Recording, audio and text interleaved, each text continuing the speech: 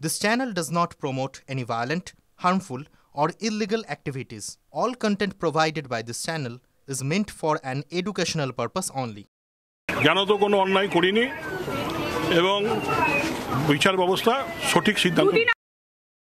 প্রাথমিক নিয়োগ দুর্নীতি মামলায় রাজ্যের মন্ত্রী চন্দ্রনাথ সিনহার স্বস্তি বহাল রইল।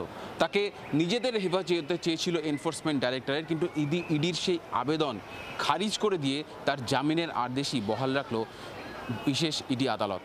বিচারক শুভেন্দু সাহা আজ তার আদেশে বলেন যে ইডি তাকে নিজেদের হেফাজতে নিতে পারবেন না, কিন্তু আগামী দুদিন অর্থাৎ 25 এবং 26শে সেপ্টেম্বর অর্থাৎ আগামীকাল আগামী পরশু সকাল 11টায় সিজিও কমপ্লেক্সে ইডি দফতরে হাজিরা দিতে হবে মন্ত্রী চন্দ্রনাথ সিনহাকে, এবং বিকেল 5টা পর্যন্ত তাকে জেরা করতে পারবে ইডি।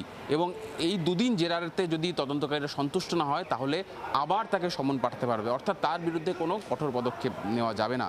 বিচারক শুভেন্দু সাহা যখন এই অর্ডারটা বা তার আদেশটা তিনি শোনান আদালত কক্ষে, সেখানে কিন্তু ইডির একাধিক কাজের বা তদন্তের প্রক্রিয়া নিয়ে প্রশ্ন তোলেন। বিচারক বলেন যে তাকে নিজেদের হেফাজতে চাওয়ার জন্য বা হেফাজতে চেয়ে ইডি যে আবেদন জমা করেছিল তাতে একাধিক শব্দ বা অনেক কথা তারা লিখেছে, কিন্তু গত 2 বছরে বা 2 বছর আগে যখন তদন্ত শুরু হয়েছিল বা নাম সামনে এসেছিল, তারপর থেকে যে অ্যাকশন, যে প্রম্পট অ্যাকশন বা সঠিক পদক্ষেপ করার দরকার ছিল সেটা দেখা যায়নি।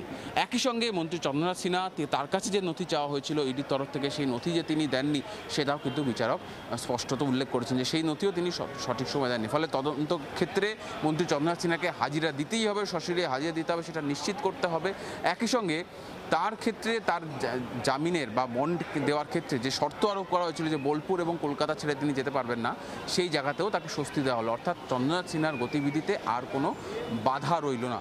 ফলে অবশ্যই মন্ত্রী চন্দ্রনাথ সিনহার ক্ষেত্রে আজকের দিন বা এই অর্ডার স্বস্তির। ইডির পক্ষে এই অর্ডার কিন্তু বেশ খানিকটা অস্বস্তি হয়ে গেলো, তার কারণ ইডির তরফ থেকে তার বিরুদ্ধে একাধিক অভিযোগ আনা হয়েছিল নিয়োগ দুর্নীতিতে চন্দ্রনাথ সিনহার যোগ দেখিয়ে। একই সঙ্গে তিনি যে দুর্নীতি করেছেন, একই সঙ্গে দুর্নীতির টাকা তার এবং তার আত্মীয় পরিজনদের অ্যাকাউন্টে গিয়েছে সেই তথ্যও কিন্তু তারা আদালতের সামনে এসেছিল, কিন্তু শেষমেশ ইডির সেই কোনো আবেদনই ধোপে টিকল না। ক্যামেরা সুদীপ ঘোষাইতের সঙ্গে সুজয় পাল, TV9 বাংলা, কলকাতা।